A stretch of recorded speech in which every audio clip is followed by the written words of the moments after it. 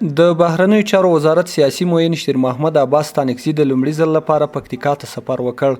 شیر محمد عباس ستانکزي په دې اړه یوې رابلل شوې غونډې ته په خبرو کې وویل چې دوی په بشپړ ډول ازادي ترلاسه کړې.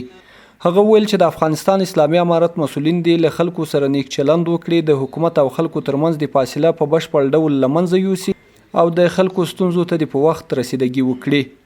خو په عموم کې د امارت پالیسي دا ده چې نور امارت د صلح غېږ د ورورګلوۍ د اخوت غېږ پرانیستل پرېښوده او دا ټول د افغانستان اتباعو ته ده، که هغه د شمال دی، که د جنوب، که د شرق دی، که د غرب او که د مرکز دی، که د هر قوم دی، د هر ژبې دی، که د هر مذهب او هر آیین دی، ټولو ته د عفو عمومي ده.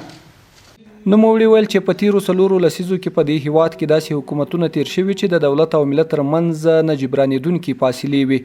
په تیره اداره کې رسمي دفترونو ته خلک له ویرې نه شوی ورتلی او د وخت مسؤلینو د دې په ځای چې د خلکو ستونزو ته رسیدګي وکړي، په ځای به یې د خلکو په مال او ځان تجاوزونه کول.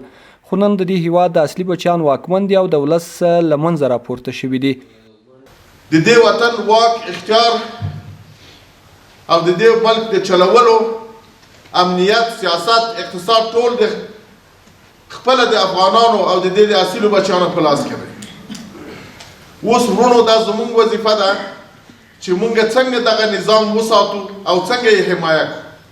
د پکتیکا والي مولوي عبدالله مختار راغلي پلاوي ته د ښه راغلاست ترڅنګ زیاته کړه چې دا ځل د افغانستان اسلامي امارت نظامي او سیاسي خپلواکي ترلاسه کړي چې ساتل یې د دوی مسؤلیت دی او د ښې حکومتولۍ لپاره یې د ولایتي ادارې د ټولو ریاستونو ترمنځ پر همغږي او کاري چاپیریال رامنځته کړی.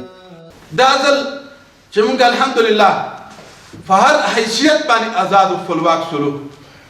کله یو خانه موږ ته نظامي خپلواکي راغله د مجاهد په مټ باندې، خو له بلې خانه موږ ته سیاسي او فکري خپلواکي لاسته راغله. د یادونې وړ دی چې په همدې ورځ پکتیکا د مرکز او ولسوالیو د ټولو مسؤلینو لپاره د ښې حکومتولۍ په موخه سیمینار هم پیل شو.